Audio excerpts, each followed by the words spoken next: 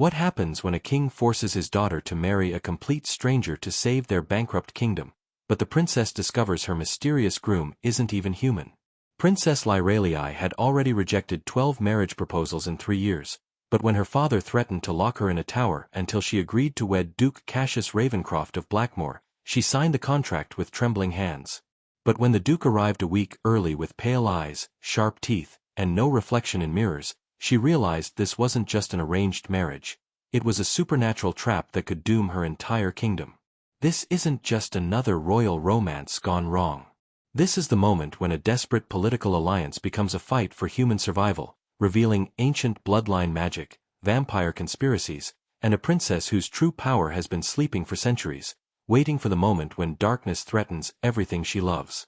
Today I'm going to tell you an incredible dark fantasy about a king who would sacrifice his daughter's happiness to save his people, a vampire duke whose marriage proposal hides a sinister agenda, and the guardian magic that emerges when love and duty collide with supernatural evil.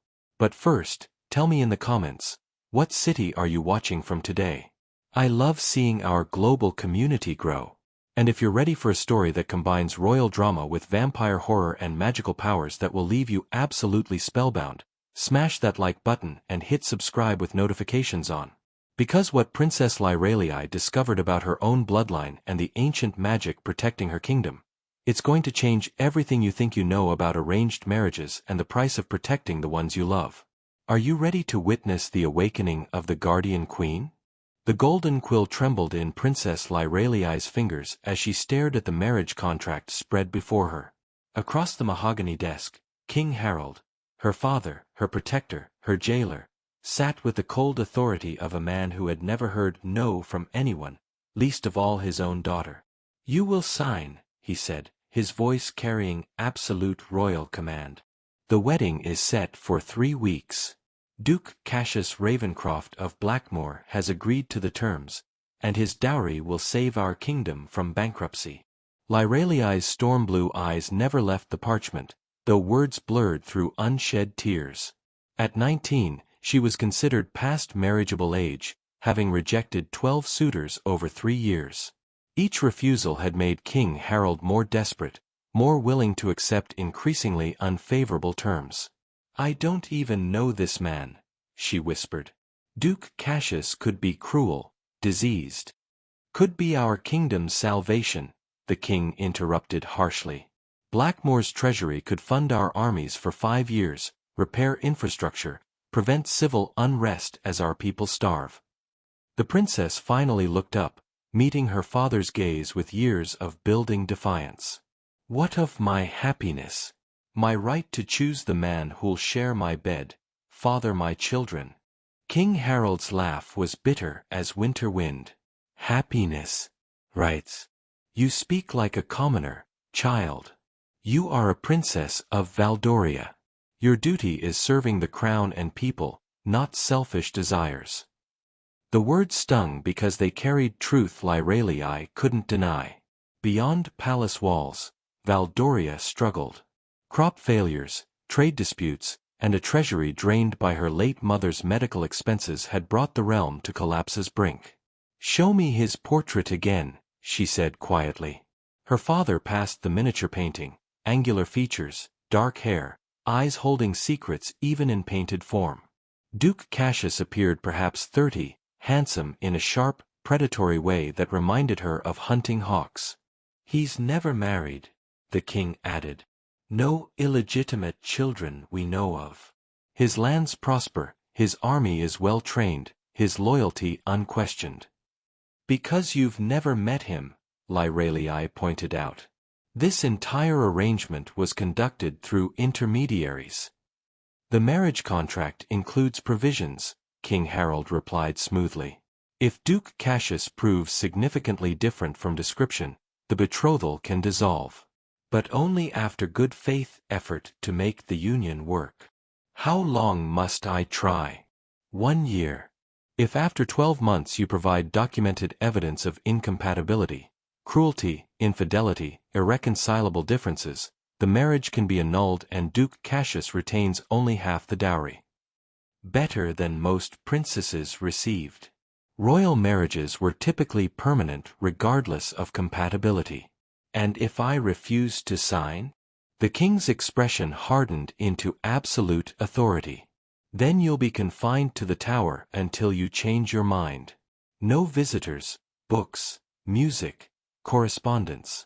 I won't watch this kingdom fall because my daughter values romantic fantasies over people's welfare. The threat hung between them like a sword blade. Lyralei had seen her father's ruthlessness applied to rebellious nobles, never to her. The realization that he would imprison his own daughter was shocking yet inevitable. "Very well," she said, dipping the quill. "But I have conditions." King Harold raised an eyebrow. "What conditions?" "I want to meet Duke Cassius privately before the ceremony. I want to speak with him, assess his character." "Acceptable. What else?" "Your promise that if he proves genuinely cruel or abusive, you'll honor the annulment clause regardless of political consequences." "Done." "And?" Lyralei hesitated. "I want Sir Marcus Ashford to remain as my personal guard throughout courtship and first year of marriage." Both eyebrows rose. Sir Marcus was Lyralei's closest friend, a knight assigned to her protection since her 16th birthday. More importantly, he was the man she'd been secretly in love with for 2 years. Impossible love due to vast social differences. "That is inadvisable," King Harold said carefully. "Duke Cassius may not appreciate your attachment to a particular knight, especially one so young and attractive. Sir Marcus is the finest warrior in our kingdom and most trustworthy man I know," Lyralei replied, fighting to keep her voice steady. "If I'm marrying a stranger and moving to unfamiliar lands, I want someone I trust completely by my side." The king studied his daughter's face, wondering how much he suspected about her feelings for Marcus. "Sir Marcus may accompany you to Blackmoor," he said finally. "But he'll serve under Duke Cassius's authority, and if your husband requests his removal, he'll be recalled immediately." "Agreed," Lyralei said quickly. She signed with firm strokes, sealing her fate with ink that seemed permanent as blood. As she set down the quill, commotion arose from the courtyard, hoofbeats and shouting suggesting unexpected visitors. "Your Majesty!" Captain Roderick burst in without ceremony. "Riders approaching under Blackmoor's banner. Duke Cassius Ravencroft requests immediate audience." King Harold and Princess Lyralei exchanged startled glances. The Duke wasn't expected for another fortnight. "How many riders?" the king asked. "A dozen, heavily armed but flying peace banners. They'll reach the main gate within the hour. Prepare the great hall for formal reception," King Harold commanded. "If Duke Cassius wants to make an impression, we'll show him Valdoria remembers how to receive visiting nobility."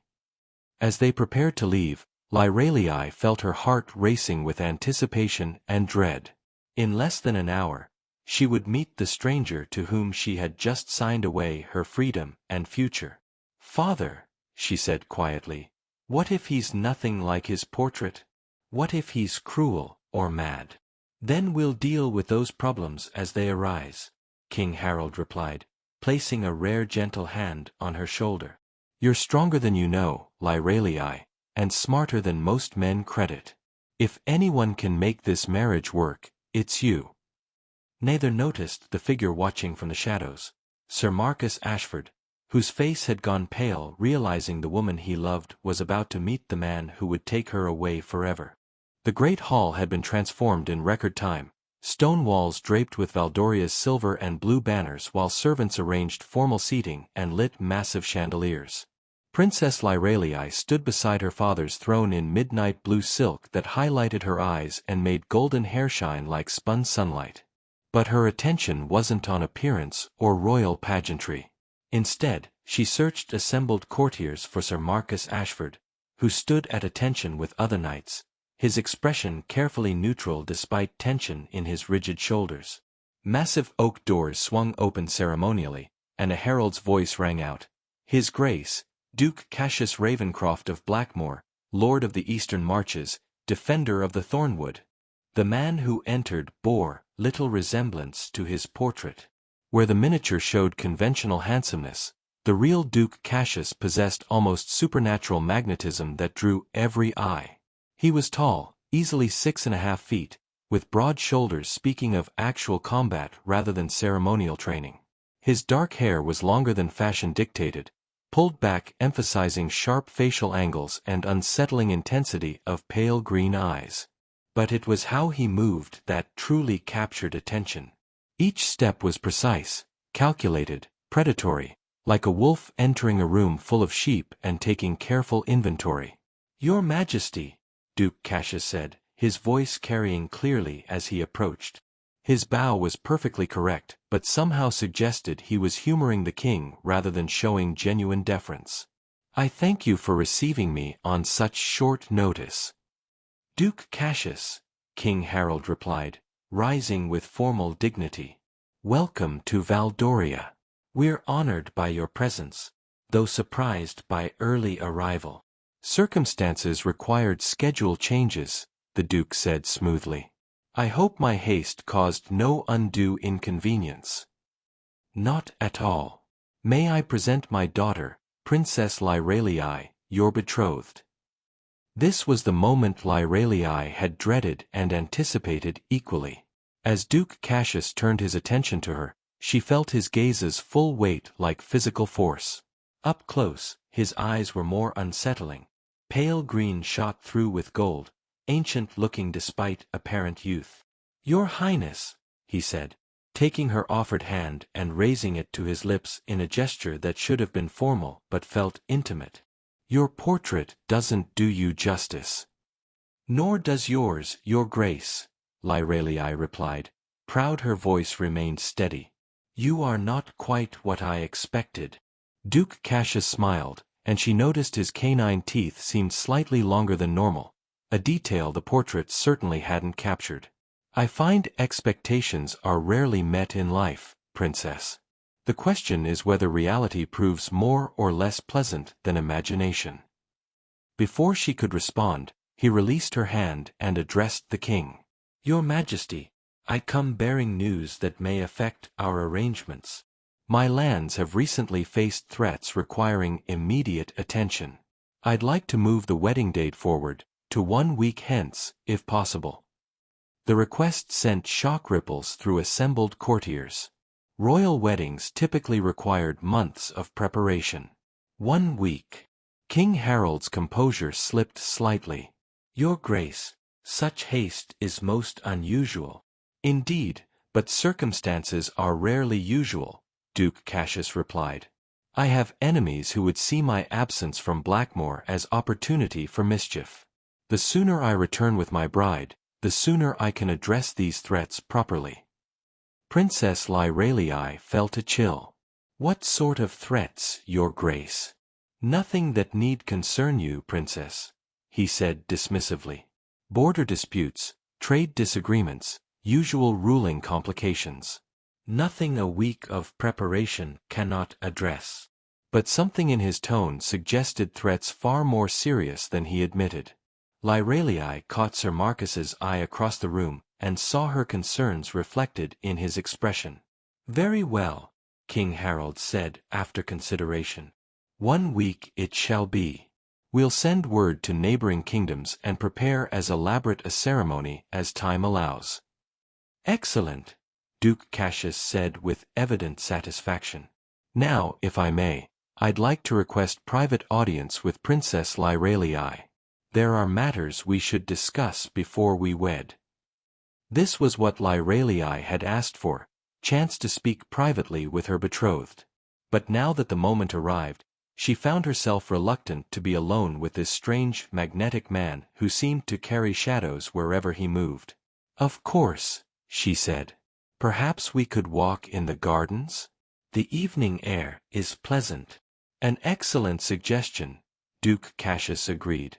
"Shall we?" As they made their way through castle corridors toward gardens, Lyralei was acutely aware of the Duke's presence.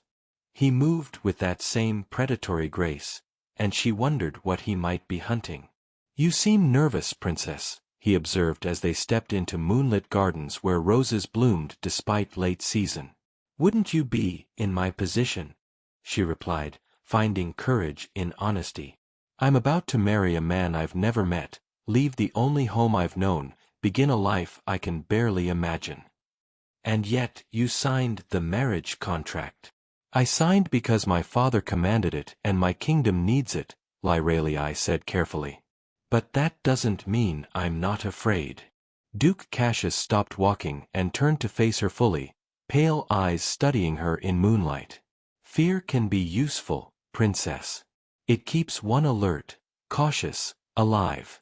But it should never be paralyzing." "What should I fear from you, Your Grace?" The question hung in air, bold and dangerous.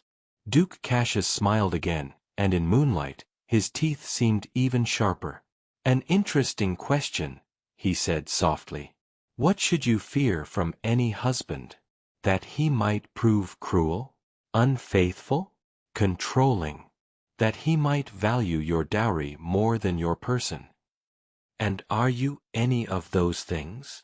"I am all of those things, Princess, and none of them, depending on circumstances." His voice had taken on hypnotic quality, making it difficult to look away from his eyes.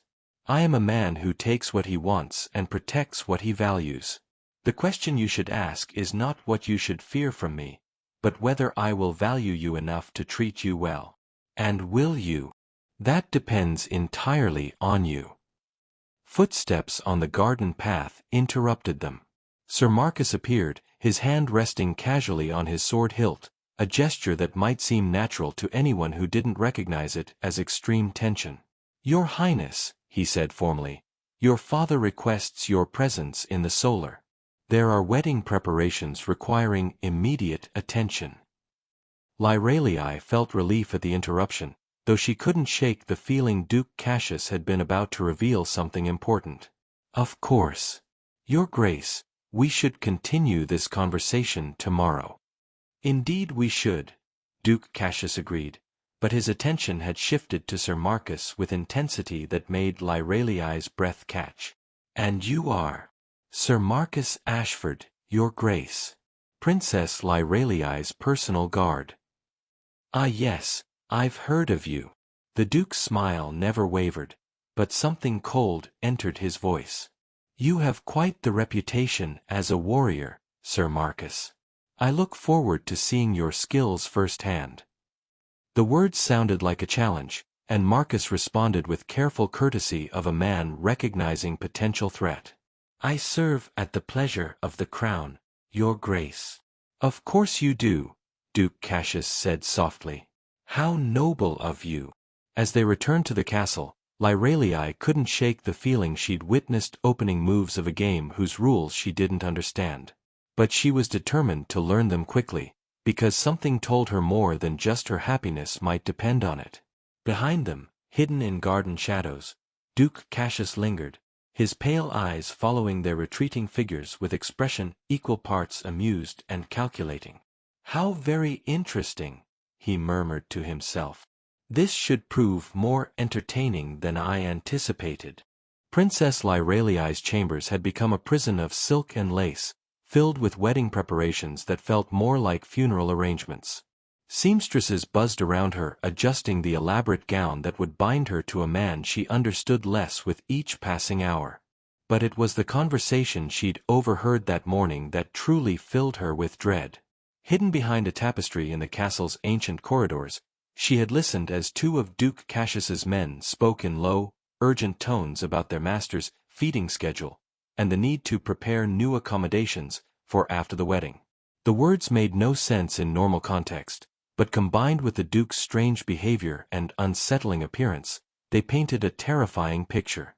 "Your Highness," said Lady Margaret, her elderly chambermaid, "you must hold still while we adjust the neckline." Lyralei forced herself motionless as pins were placed and fabric tucked, but her mind raced with possibilities, each more disturbing than the last. Duke Cassius wasn't what he seemed, of that she was certain. But what was he exactly? And what did he truly want with her and Valdoria? A soft knock interrupted her dark thoughts. "Enter," she called, expecting another seamstress. Instead, Sir Marcus stepped into the room, his usually composed demeanor replaced by obvious agitation. The seamstresses immediately withdrew, understanding that the princess's personal guard wouldn't request private audience unless the matter was urgent. "We need to talk," Marcus said quietly once they were alone. "What I've discovered. Lyralei, you cannot marry this man." The use of her given name, rather than title, told her how serious the situation had become.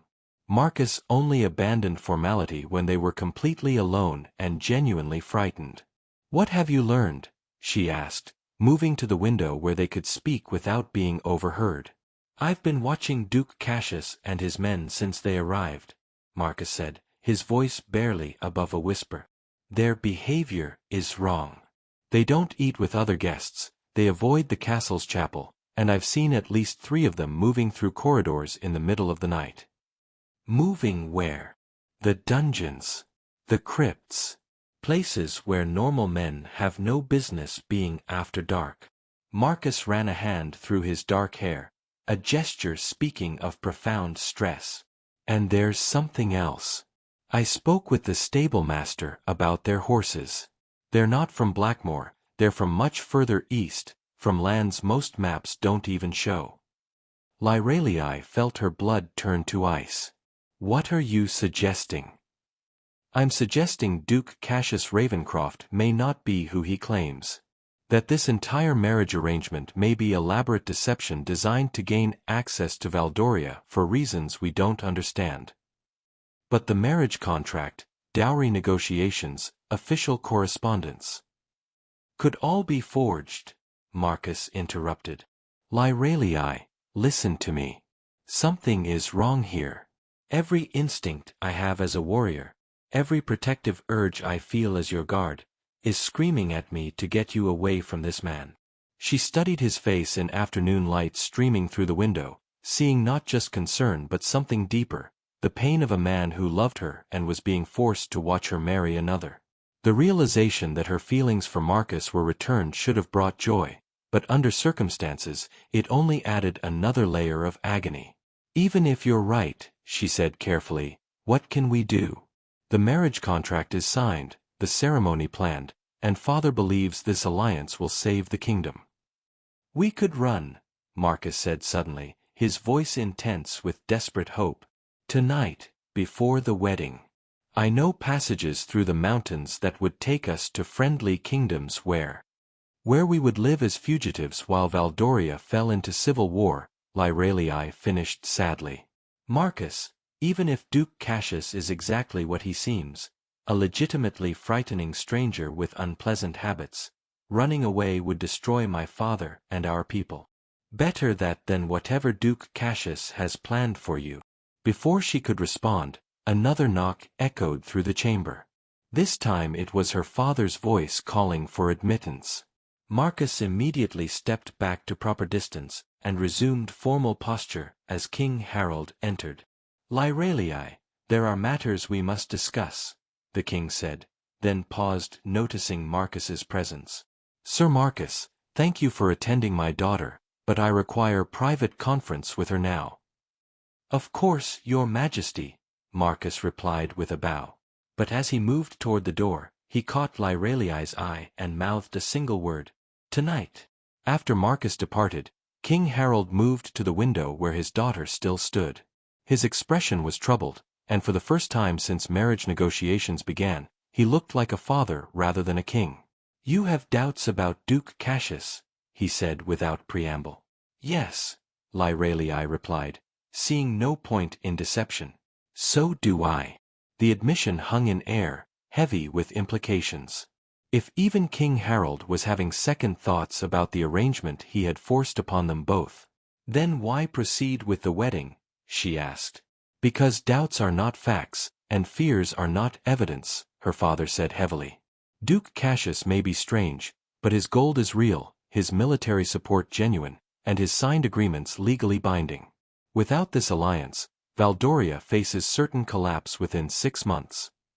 And with it, King Harold was quiet for a long moment, staring out at the kingdom spread below them. With it, we have a chance.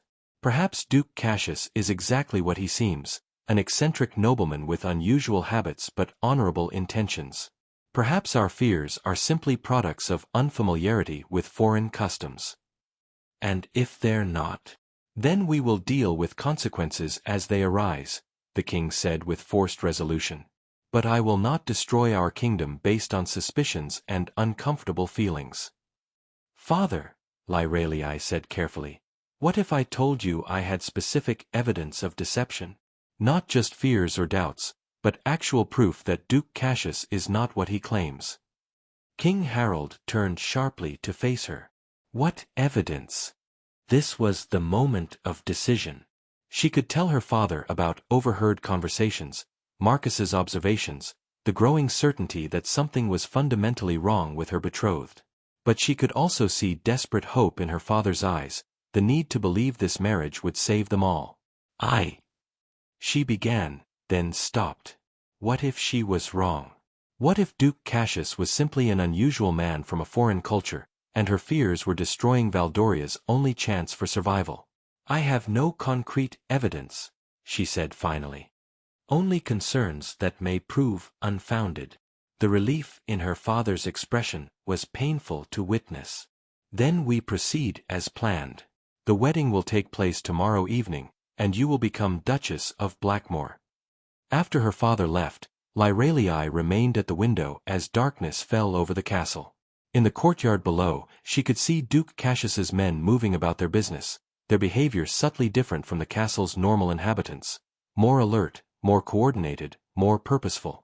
As she watched, Duke Cassius himself emerged from the main keep and walked across the courtyard with that predatory grace she had noticed from the beginning. But as he passed beneath a torch, the light caught his face at an angle that revealed something that made her blood freeze. His reflection in a nearby window was wrong, fainter than it should be, as if he were only partially present in the physical world. In that moment, Princess Lyralei finally understood what she was truly facing. Duke Cassius Ravencroft was not human, and tomorrow she would be bound to him in marriage with no way to escape whatever fate he had planned for her and her kingdom. The only question now was whether she would have the courage to do what needed to be done, regardless of the cost to herself and everyone she loved. The castle bells tolled midnight as Princess Lyralei made her way through shadowed corridors toward a rendezvous that would either save her kingdom or damn it entirely. She had made her choice in those terrible moments of realization at her chamber window, and now there was no turning back from the path ahead. Sir Marcus waited in the castle's ancient library, a room so vast and labyrinthine that entire conversations could be held without fear of discovery. When she appeared from between towering shelves of leather-bound volumes, his relief was palpable. "Thank God," he said, rising from the chair where he had been pretending to read. "I wasn't certain you would come." "I had to," Lyralei replied, her voice steady despite the magnitude of what she was about to reveal.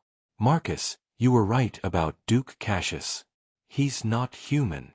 She told him everything, the overheard conversations, the strange behavior of his men, and most damning of all, the reflection that wasn't quite there.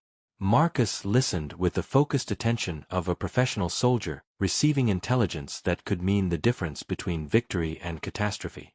"Vampire," he said quietly when she finished. "It's the only explanation that fits all the evidence." "You believe such creatures exist?" "I've heard stories from knights who served in the Eastern campaigns," Marcus said grimly. "Tales dismissed as battlefield hysteria or foreign superstition, but what you're describing matches those accounts perfectly."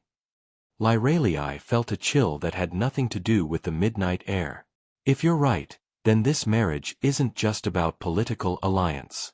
Duke Cassius has some other purpose, something that requires a legitimate claim to Valdoria's throne."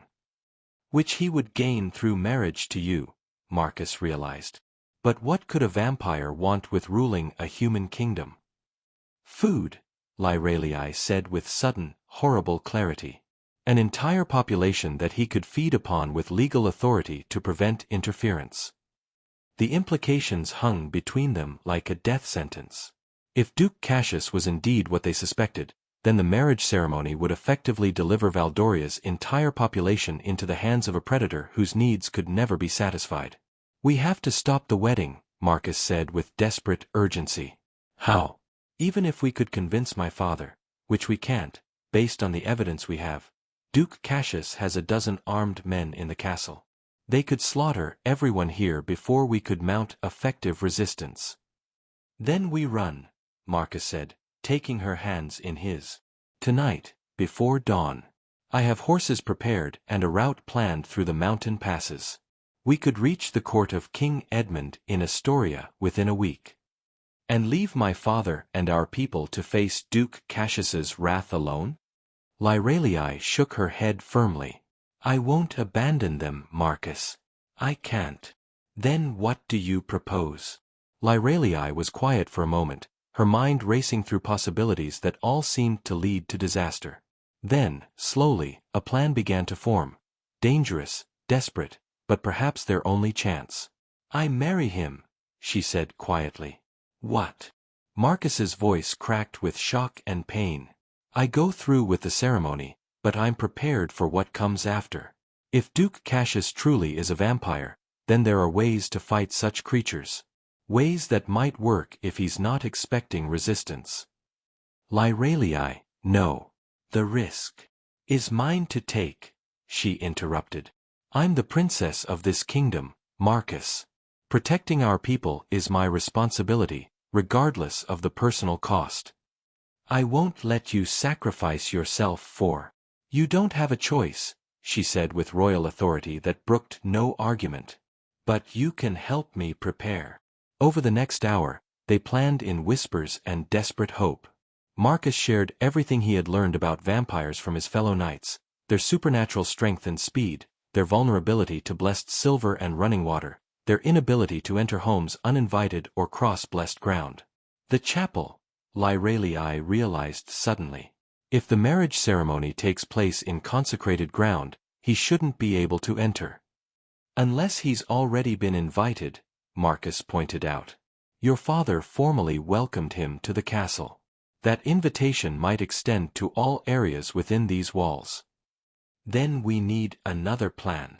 They talked until dawn began to lighten the eastern sky, crafting contingencies and backup strategies with the desperate creativity of people who understood that failure meant not just their own deaths, but the doom of everyone they cared about. As the first rays of sunlight streamed through the library windows, Marcus took Lyralei's hands one final time. "If this goes wrong," he said quietly, "I want you to know that I love you. I have loved you since the first day I was assigned to your guard, and I will love you until my dying breath." "And I love you," she replied, tears finally spilling down her cheeks. "In another life, another world, we might have had a chance for happiness together." "We still might," Marcus said with forced optimism. "If we're very clever and very lucky." But as they prepared to leave the library and face the wedding day that would determine their kingdom's fate, both of them understood that cleverness and luck might not be enough against an enemy who had spent centuries perfecting the art of deception and predation. The only question now was whether love and determination could triumph over darkness that had already claimed countless victims across the centuries. Outside the library windows, the sun rose on what might be the last day of freedom Valdoria would ever know. The great cathedral of Valdoria had never hosted a more magnificent or more terrifying wedding ceremony. Every surface gleamed with gold and silver decorations, while hundreds of candles cast dancing shadows that seemed to writhe with malevolent life. Princess Lyralei stood at the altar in her grandmother's wedding gown, white silk and ancient lace blessed by 3 generations of royal brides. But traditional beauty couldn't mask the wrongness permeating every moment. Duke Cassius stood beside her in ceremonial black, his pale eyes never leaving her face as Archbishop Cornelius recited ancient binding words. The Duke's skin seemed to absorb light rather than reflect it, and when he spoke his vows, his voice carried harmonics that made the cathedral's very stones shiver. "Do you, Cassius Ravencroft, take this woman to be your lawfully wedded wife, to have and to hold, in sickness and in health, for richer or poorer, until death do you part?" "I do," Duke Cassius replied, and his smile revealed those slightly elongated canine teeth Lyralei had noticed from their first meeting. though I suspect death will prove elusive in our union." Archbishop Cornelius frowned at the unusual response but continued.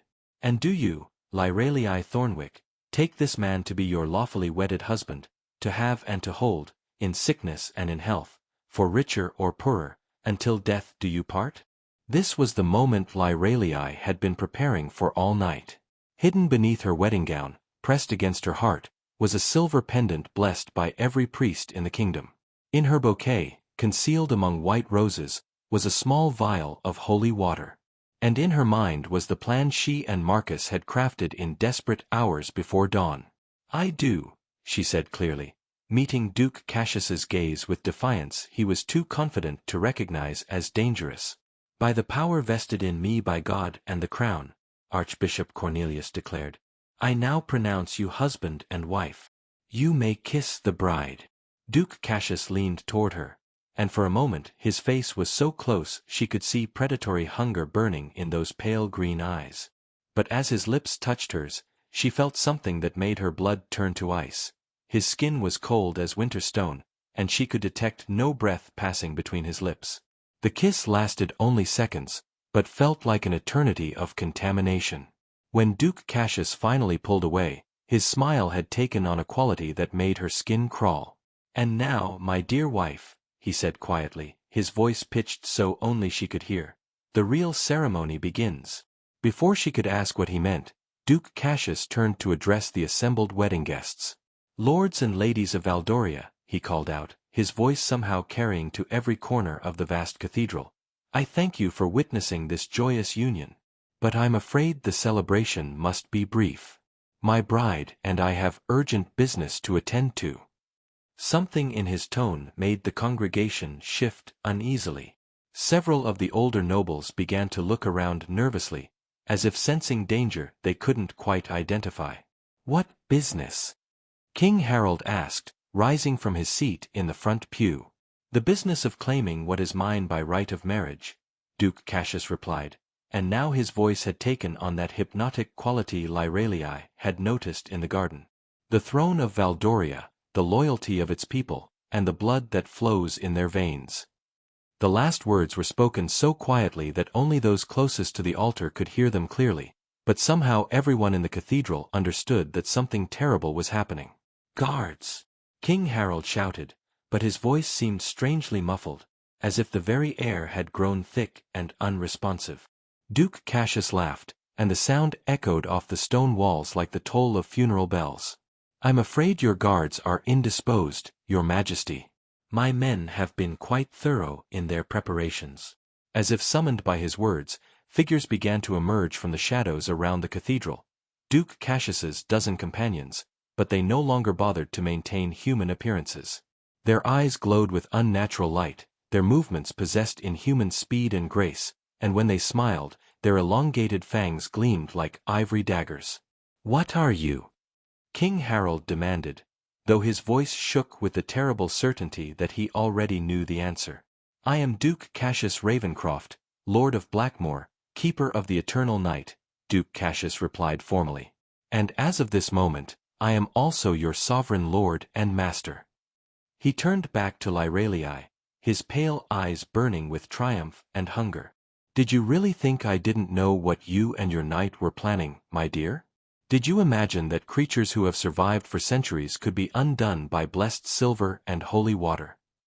Lyralei felt her heart stop as she realized that their desperate plan had been doomed from the beginning. Duke Cassius had known about their midnight meeting, their preparations, their futile hope that they could somehow defeat an enemy beyond their understanding. "But I must admit," he continued conversationally, "your courage is admirable. Most brides would have fainted by now." "What do you want?" she whispered. "What any conqueror wants," Duke Cassius replied. "Complete and utter dominion. Your kingdom will serve as my hunting ground, your people as my sustenance, and you, my dear wife, as the legitimate authority through which I will rule." "I'll never help you," Lyralei said with as much defiance as she could muster. "Oh, but you will," Duke Cassius said with absolute certainty. "Because the alternative is watching everyone you love die slowly and painfully, starting with that devoted knight of yours." As if on cue, two of his vampire companions dragged Sir Marcus forward, his armor torn and bloodied, his face bearing evidence of a brutal struggle. But his eyes were still alert, still searching for some way to protect the woman he loved even in the face of certain death. "The choice is yours, my dear," Duke Cassius said pleasantly. "Rule beside me willingly, and your people will be harvested efficiently and humanely. Resist, and I will make their suffering legendary."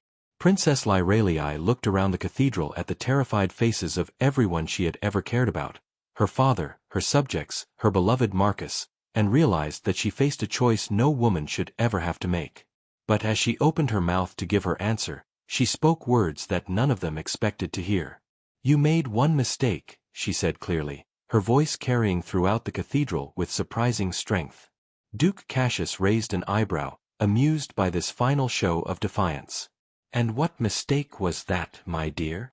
"You assumed I was helpless," Princess Lyralei said, her voice ringing with newfound authority. "You assumed that because I'm human, I must be weak. But you forgot something crucial about the royal bloodline of Valdoria." Duke Cassius's amused expression began to fade as he noticed changes in his bride. Her storm-blue eyes had begun to glow with their own inner light, and the air around her seemed to shimmer with energy that made his vampire companions step back in obvious discomfort. "The first king of Valdoria didn't conquer this land through military might alone," Lyralei continued, her voice growing stronger with each word. "He bound himself and his bloodline to the very essence of this realm through ancient magic. Magic that has been dormant in his descendants for centuries, waiting for a moment of greatest need." "Impossible," Duke Cassius snarled, but uncertainty had crept into his voice. "Every royal daughter for 20 generations has carried the potential," Lyralei said, raising her hands as silver light began to emanate from her skin. "We are not just rulers of this land, we are this land. Its guardian spirits, its protective essence, its very soul made manifest." The holy symbols hidden in her dress and bouquet began to blaze with light so brilliant that several vampires hissed and shielded their eyes. But this was not the borrowed power of blessed silver, this was something far older and more fundamental.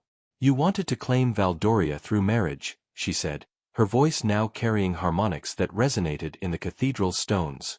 "But marriage works both ways, Duke Cassius. By binding yourself to me, you've also bound yourself to the land itself. And this land rejects you." Duke Cassius lunged forward with inhuman speed, but as his hands touched Lyralei's glowing form, he screamed in agony and was thrown backward as if struck by lightning. Where his skin had made contact with hers, smoking burns appeared in the shape of ancient protective runes. "Kill her!" he roared to his companions, but they found themselves unable to approach the blazing figure that Princess Lyralei had become. "You cannot kill the land itself," she said with divine certainty.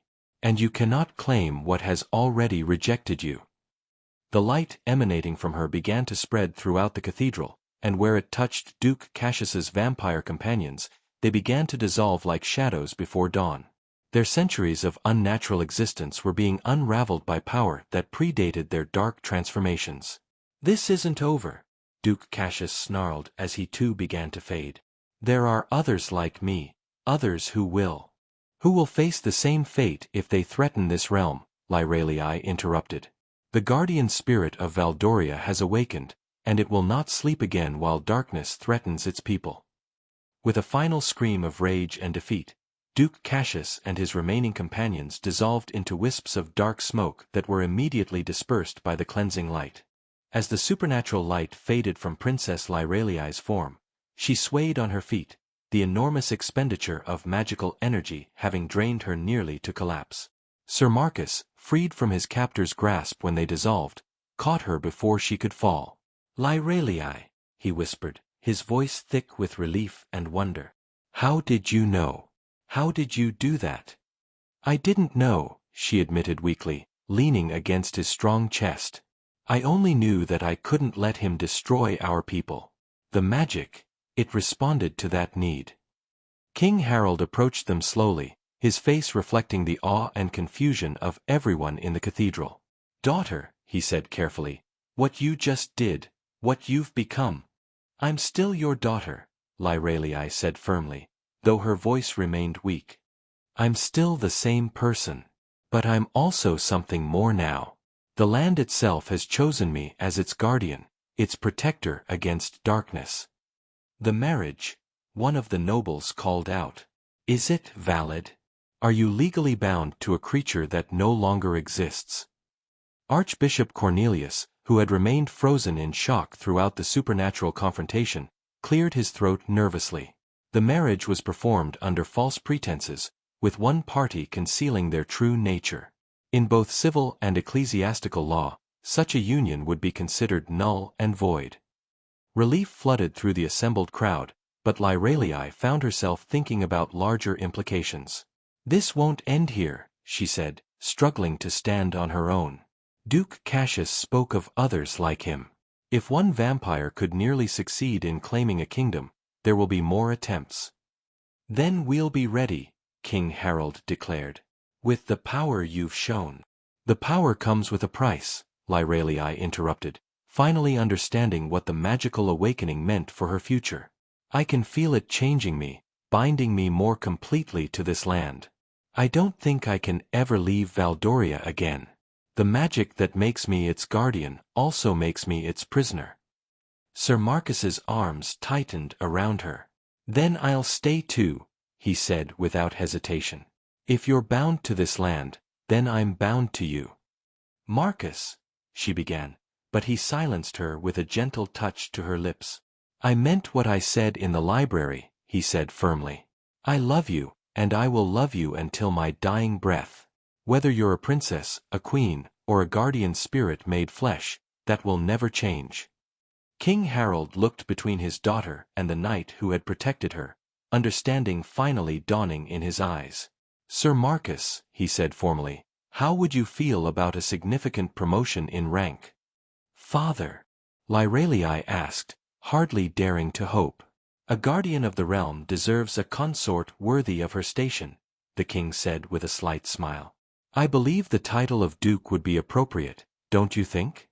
Duke Marcus of, shall we say, the Northern Marches. The joy that lit up both their faces was answer enough. As the cathedral erupted in cheers from the assembled nobles and common folk who had witnessed this miraculous turn of events, Lyralei realized that sometimes the most terrible circumstances could lead to the most unexpected happiness. There's still the matter of Valdoria's financial troubles, she said practically, even as Marcus spun her around in celebration. I suspect, King Harold said thoughtfully, that news of what happened here today will spread quickly. Other kingdoms facing supernatural threats will want to ally themselves with a realm protected by guardian magic.